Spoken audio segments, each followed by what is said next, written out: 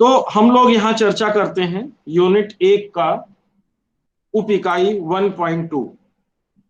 जैसा आपने 1.1 में पढ़ा, शिक्षा के अर्थ, परिभाषा तथा कार्यक्षेत्र।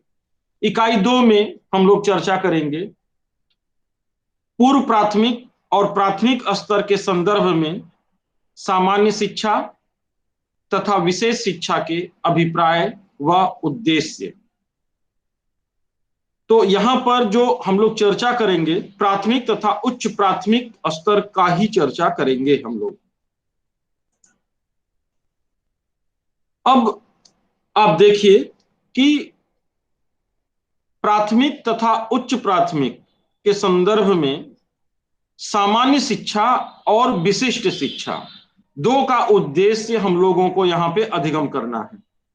तो सबसे पहले हम लोग सामान्य शिक्षा पर चर्चा कर लेते हैं। सामान्य शिक्षा के अभिप्राय व उद्देश्य।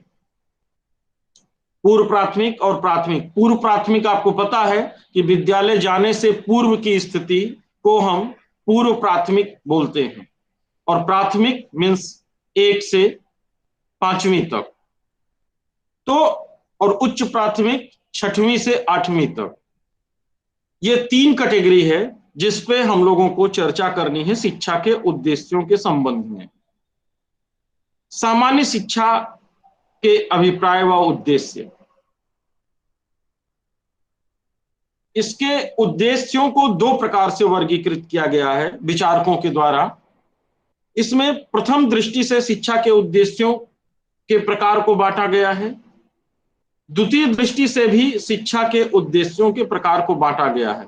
मतलब विचारकों में भेद के कारण 2 दृष्टिकोण है कि शिक्षा, सामान्य शिक्षा का उद्देश्य क्या होना चाहिए। तो वैचारिक भिन्नता के आधार पर 2 दृष्टिकोण अपनाए गए हैं यहां पर।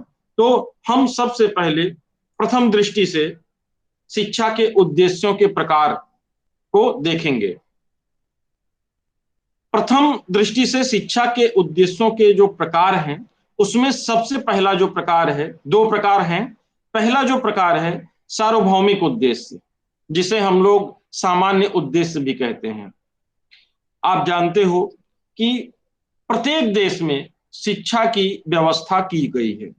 हर सरकारों के द्वारा, वो किसी भी देश की हो, चाहे देश छोटा हो या बड़ा हो, हर जगह पे शिक्षा की व्यवस्था प्राथमिकता के आधार पर वहां की देश की सरकार करती है।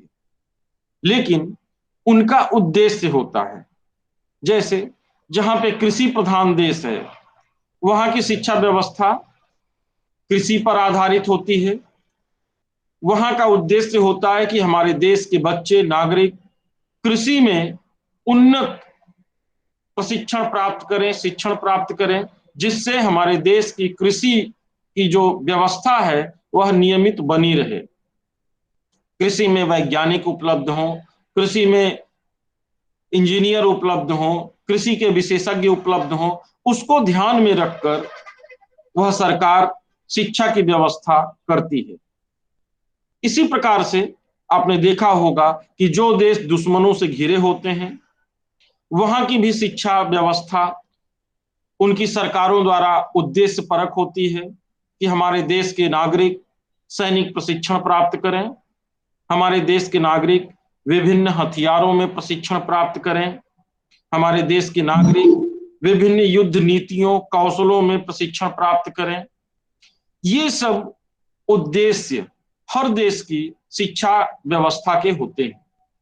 तो अगर हम प्रथम दृष्टि से शिक्षा के उद्देश्यों के प्रकार की बात करें, तो जो सार्वभौमिक उद्देश्य है, सामान्य उद्देश्य, वह प्रत्येक देशों में, चाहे छोटा हो बड़ा हो, किसी भी तरह का देश हो, दुश्मनों से घिरा हो, कृषि प्रधान देश हो, लेकिन ये सार्वभौमिक उद्देश्य हर देश की शिक्षा व्यवस्था के उद्देश्य होते हैं। संक्षेप में जो हमने पॉइंट निकाला उसमें यह उद्देश्य, जो सामान्य उद्देश्य जिसे हम कह सकते हैं, देश व काल से प्रभावित न होकर सदा एक से रहते हैं। जैसे वह कोई भी देश काल परिस्थिति हो, लेकिन वह सभी देशों में उद्देश्य वही रहते हैं। जैसे शिक्षा के चरित्र का विकास। अब हर देश चाहता है कि हमारे नागरिक नैतिक हों, चारित्रिक हों। हमारे देश की शिक्षा व्यवस्था ऐसी हो जिसमें हमारे देश का बच्चा, हमारे देश का युवा, हमारे देश का नागरिक चरित्र विकास, उसमें चरित्र का विकास डेवलप हो। तो कोई ऐसा देश नहीं चाहता कि उसके देश के नागरिक चरित्रहीन हों। तो इसलिए उस देश की शिक्षा का उद्देश्य सार्वभौमिक होता है। हर देश में यह निश्चित है कि उस देश के व्यवस्था में चरित्र विकास प्रमुखता से निर्धारित किया जाए। इसी प्रकार इनका निर्धारण प्रायः उनके आंतरिक मूल्यों के आधार पर होता है। इनकी उपयोगिता सभी देशों व सभी समय में होती है। जैसे अगर हम ये कहें कि शिक्षा का उद्देश्य ये निर्धारित होना चाहिए कि उससे से अधिक ज्ञानार्जन समय और परिस्थितियों के अनुकूल किया जाए, तो ऐसी शिक्षा के उद्देश्य हर देश निर्धारित करना चाहता है। चाहे आपका भारत हो, चाहे आपका अमेरिका हो, चाहे नेपाल हो, चाहे मालदीव हो, कोई भी देश आप देखोगे, हर देश में शिक्षा का उद्देश्य ज्ञान की प्राप्ति होती है। तो इस प्रकार यह सार्वभौमिक उद्देश्य के अंतर्गत जो जो चीजें प्रत्येक देश, काल और परिस्थिति में अपनाई जानी चाहिए, उन उद्देश्यों को सार्वभौमिक उद्देश्य के अंतर्गत रखा गया है।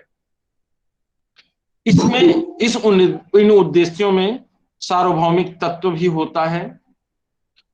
और उदाहरण के लिए आप इन उद्देश्यों के अंतर्गत चरित्र विकास, शिक्षा का चरित्र मतलब शिक्षा के माध्यम से ऐसी शिक्षा प्राप्त हो जिसमें चरित्र विकास, ज्ञानोपार्जन, सांस्कृतिक उन्नयन, क्योंकि हर देश चाहता है कि उसकी संस्कृति, उसकी रीति, उसकी रिवाज की सुरक्षा हो, एक पीढ़ी से दूसरी पीढ़ी में वह ट्रांसफर हो, और उसके लिए शिक्षा के उद्देश्य निर्धारित किए जाते हैं। ऐसा हर देश में होता है, इसलिए इन उद्देश्यों को सार्वभौमिक उद्देश्य रखा गया है। आत्मानुभूति, आत्मानुभूति का मतलब शिक्षा ऐसी हो जो अनुभूति की जाए, वास्तविकता का ग्रहण किया जाए, वास्तविकता को ग्रहण किया जाए और उसकी अनुभूति की जाए। उचित क्या है, अनुचित क्या है, यह बच्चा या युवा समझ सके, जान सके। तो यह हमारे प्रथम दृष्टि से शिक्षा के उद्देश्यों के प्रकार का ये पहला प्रकार था, सार्वभौमिक उद्देश्य, जिसे हम सामान्य उद्देश्य भी कहते हैं। दूसरा उद्देश्य है विशिष्ट उद्देश्य। मेरी आवाज आ रही है आप तक? जी सर, आ रही है। Okay, thank you. विशिष्ट उद्देश्य जो दूसरा प्रकार, पहला प्रकार था आपका सार्वभौमिक उद्देश्य, दूसरा प्रकार है विशिष्ट उद्देश्य। विशिष्ट उद्देश्य के अंतर्गत देश की सामाजिक व आर्थिक परिस्थितियों पर आधारित होते हैं ये उद्देश्य।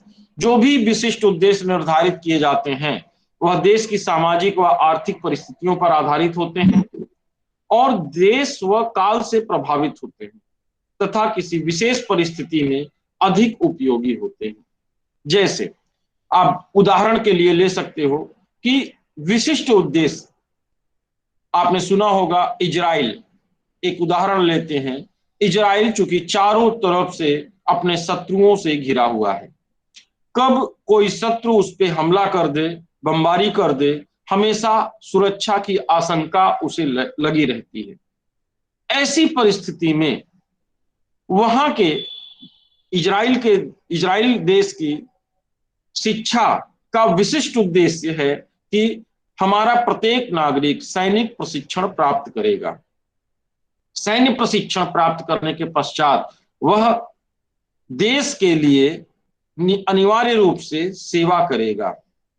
अर्थात वहां की जो सामाजिक परिस्थिति है उसमें सुरक्षा सर्वोपरि है कि यदि सुरक्षा नहीं होगी तो हमारा देश, हमारे नागरिक,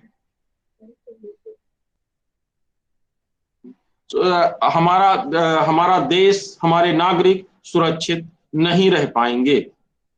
ऐसी परिस्थिति में वहां की विशिष्ट उद्देश्य, वहां के देश के शिक्षा की विशिष्ट उद्देश्य जो निर्धारित किया गया है वह है सुरक्षा को ध्यान में रखकर।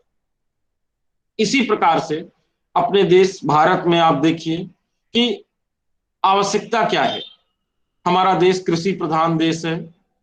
विभिन्न रीतियों, संस्कारों, संस्कृतियों का देश है। यहाँ का विशिष्ट उद्देश्य ये निर्धारित होना चाहिए कि हमारे बच्चे, हमारे देश के युवा, हमारे देश के नागरिक ऐसी स्थिति में कृषि के विशेषज्ञ बने, कृषि के वैज्ञानिक बने।